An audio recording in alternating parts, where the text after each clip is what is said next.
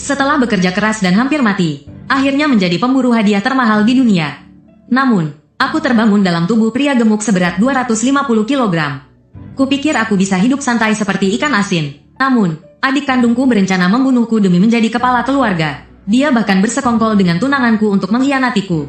Dan perusahaan besar mengincar kepalaku demi batu tak berharga. Mereka rela mengeluarkan 5 miliar untuk membunuhku. Setelah 6 bulan dikejar dan bertarung sengit, aku masih hidup. Demi menyelesaikan semuanya, aku langsung mendatangi markas mereka. Keluarlah, naga tulangku. Angin dingin berhembus kencang. Seekor naga tulang raksasa muncul dari lingkaran sihir dan terbang ke langit.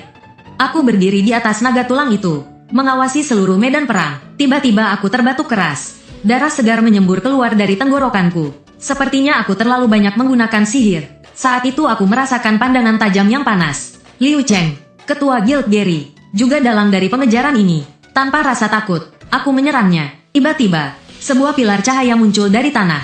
Pilar itu menembus sayap naga tulangku. Kemudian banyak meriam cahaya menyerang naga tulang itu. Salah satu meriam tepat mengenai kepala naga tulang. Naga itu meraung kesakitan, dan jatuh dengan keras. Segera setelah itu, pasukan guild mengepungku. Aku perlahan bangkit dari reruntuhan, sambil tersenyum sinis. Ayo mulai. Liu Cheng melihat batu itu dan berkata dengan gembira, serahkan padaku, aku akan membiarkanmu mati dengan utuh. Baiklah, ambillah. Namun, batu yang kulemparkan segera kutangkap kembali dengan main-main. Lalu, di bawah tatapan ketakutannya, aku memasukkan batu merah itu ke mulutku, dan menelannya. Ini adalah sesuatu yang tidak akan pernah kau miliki. Mari kita pergi ke neraka bersama. Setelah berkata demikian, aku menghabiskan semua sihirku untuk memanggil prajurit tengkorak dan naga tulang. Kami menghancurkan diri bersama mereka. Aku sangat lelah. Akhirnya, aku bisa beristirahat. Sementara itu, di sebuah dimensi paralel, aku tiba-tiba membuka mataku. Dua pengikutku terkejut hingga panik. Ayat hidup bangkit, baru saja sadar. Aku merasa bingung. Aku mengambil cermin untuk melihat. Oh, tidak, aku terjebak dalam tubuh seekor babi gemuk. Wajah tampanku telah lenyap. Aku ternyata masuk ke tubuh pewaris generasi kedua yang tak berguna. Sepertinya ini ada hubungannya dengan batu itu. Tapi mengingat ekspresi kaget pria tua itu, semua penderitaan beberapa bulan ini sepadan. Tubuh ini terlalu lemah, bahkan untuk bangkit saja sulit. Saat itu, sebuah suara sistem terdengar. Pemain Liu Hongyuan, level 1, sihir necromancy otomatis terbuka. Kekuatan 7. Skill yang terkunci akan terbuka saat memenuhi kondisi tertentu. Skill dan atribut yang tidak bisa digunakan tidak akan ditampilkan. Skill nafas kematian tingkat F. Resistensi racun D. Memanggil pengikut tingkat F. Resistensi racun tingkat D. Statistikku saat ini jauh lebih rendah dibandingkan kehidupanku sebelumnya. Sangat drastis. Tak apa, skill utama masih ada. Aku akan melatihnya perlahan. Liu Haoran, adik tiri dari ayah yang sama. Pelayan mencoba menghalanginya, tapi dia memukulnya dengan keras hingga terlempar ke tanah. Saat itu, seorang pria berbaju ungu masuk. Dia adalah Guo Yunshan, ketua Chiyun Pavilion.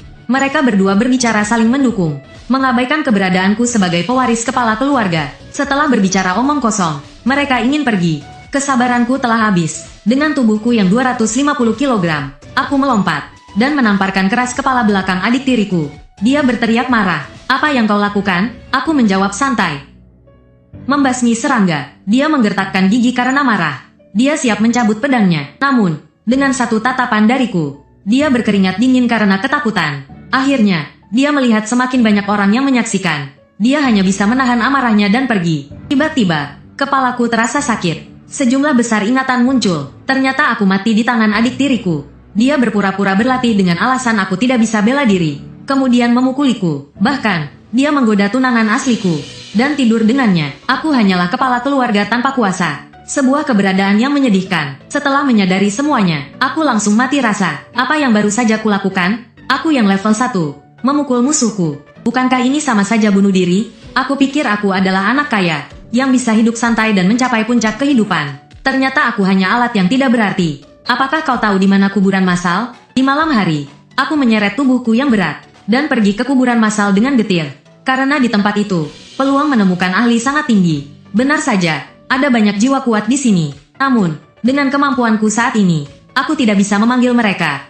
Kemudian, aku menepukkan tanganku ke tanah. Ayo, menggunakan skill nafas kematian, mulai menyerap energi spiritual. Energi kematian mulai mengalir ke tubuhku, membuatku mendengar halusinasi. Di telingaku terdengar jeritan putus asa para arwah.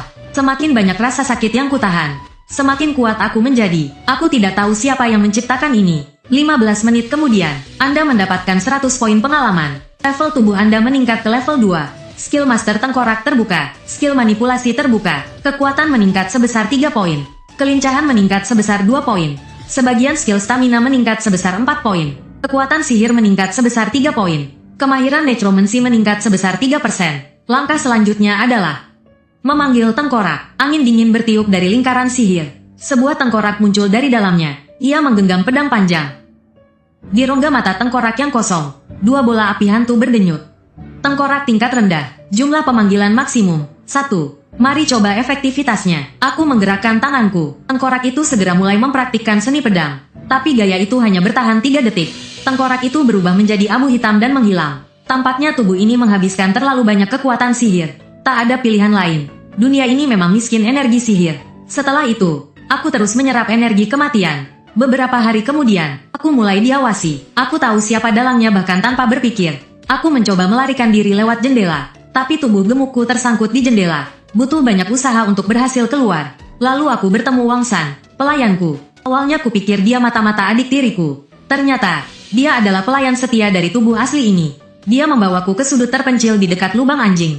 Tanpa ragu, aku merangkak keluar. Bagaimanapun, meningkatkan kekuatan adalah yang terpenting. Setelah beberapa latihan, aku akhirnya mencapai level 10. Kemampuan necromancy-ku meningkat ke tingkat D. Skill Bone Armor terbuka. Skill Shadow Beam terbuka. Skill Gaze of Terror terbuka. Jumlah pengikut yang dapat dipanggil meningkat menjadi 2. Energi biru dari jiwa-jiwa mati di sini membuatku merasakan sesuatu yang berbeda. Seperti yang kurasakan dari tubuh ketua Guo saat itu. Apakah ini kekuatan dalam? Jiwa-jiwa biru jarang memiliki energi yin.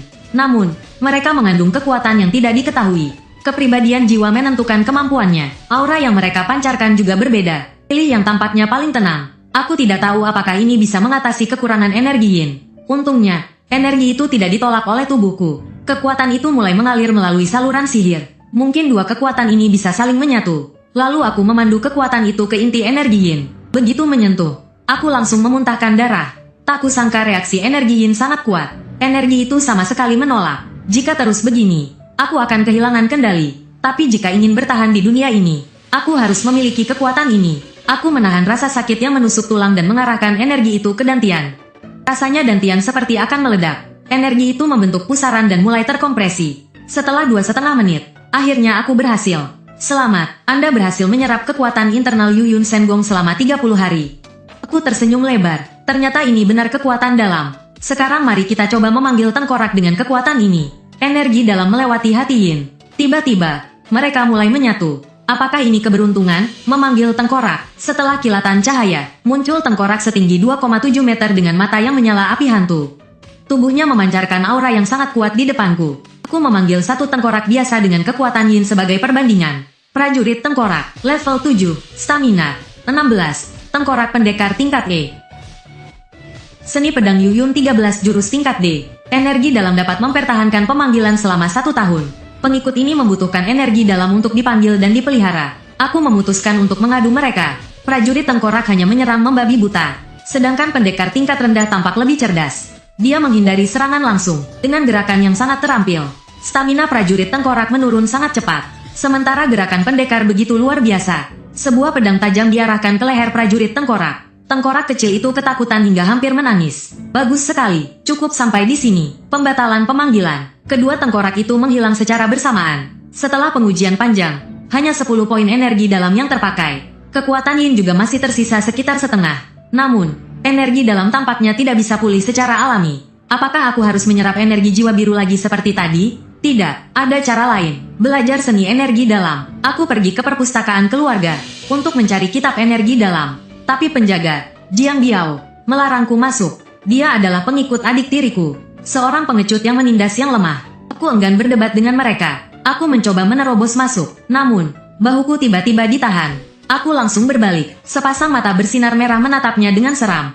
Dia ketakutan hingga berkeringat dingin. Lalu aku mendorong pintu besar dan masuk tanpa melihat ke belakang. Butuh beberapa saat baginya untuk sadar. Itu jelas bukan mata manusia. Seperti mata binatang buas yang lepas. Dia begitu takut hingga buang air kecil di tempat. Sementara itu, di ruang bawah tanah Baiyun Escort Agency, di ruang rahasia, sekelompok orang berjubah merah sedang menyiapkan ritual jahat. Bagaimana persiapannya? Ketua Guo, semua siap. Dengar-dengar Liu Hongyuan pergi ke perpustakaan. Tidak masalah, dia lahir dengan otak tumpul. Belajar seni bela diri secara sembarangan sering membuat orang kehilangan kendali. Tapi dia adalah orang yang kupilih dengan hati-hati. Jadi, berhati-hatilah. Baiklah, inilah persiapan yang kubuat. Maka kita bertindak malam ini. Blood Demon Rises, di perpustakaan. Aku sedang mencari kitab seni bela diri. Saat itu, seorang gadis kecil dengan troli menabrakku. Dia ketakutan dan meminta maaf dengan mata berkaca-kaca. Maaf, aku menunjuk troli yang dia dorong. Buku apa ini? Ini adalah versi rusak dari kitab yang dibeli. Bawa aku ke tempat di mana kitab rusak disimpan. Aku duduk bersamanya di lantai dan mulai membaca kitab rusak itu. Tuan muda, apakah belajar dari kitab rusak tidak masalah? Apakah kau peduli padaku? Bantu aku menemukan kitab yang bagus, dan aku akan memberimu permen. Siapa namamu? Gadis kecil. Dia tersenyum bahagia. Namaku Tang Xiaoyan. Aku menerima kitab rusak yang dia berikan. Aku tersenyum puas. Aku mengusap kepalanya. Terima kasih telah menemaniku begitu lama. Aku akan membelikanmu banyak permen. Terima kasih, Tuan muda. Kembali ke kamar. Aku mulai berlatih kitab rusak itu. Donghua Immortal Technique. Saat berlatih, tingkatannya tidak diketahui. Masalah besar. Ini adalah versi rusak dari kitab. Atributnya juga tidak diketahui. Karena ini versi rusak. Saat berlatih, ada kemungkinan terjadi masalah. Melihat tingkatan yang tidak diketahui, aku merasa peluang untuk sukses sangat kecil. Namun, energi Yin dan Donghua Immortal Technique sama sekali tidak menunjukkan tanda-tanda menyatu. Tampaknya aku harus menunggu hingga memiliki 3 lingkaran energi sihir. Untungnya aku berhenti di tengah jalan. Jika tidak, itu akan menjadi masalah besar. Tiba-tiba aku terkejut. Cairan hijau menyerangku dengan kecepatan luar biasa. Saat menyentuh tubuhku, cairan itu langsung menyerap. Aku tidak bisa menyingkirkannya. Ding dong. Sosok tak dikenal telah melemparkan kutukan kematian kepadamu. Aura kematian perlahan menguasai tubuhmu. Melihat pemberitahuan itu, kutukan kematian, tak perlu berpikir. Ini pasti ulah adik tiriku. Namun, hahaha, ini benar-benar keberuntungan besar. Keberuntungan ini terlalu besar untuk ditolak. Kekuatan aura kematian, bagi seorang necromancer sepertiku, adalah sebuah berkah. Kekuatan itu mengisi penuh hati Yinku dan masih berlebih. Aku bisa menyerapnya lagi saat aku lebih kuat nanti. Energi magis intiku telah mencapai tingkat 3 lingkaran. Pemanggilan baru membuka keterampilan baru.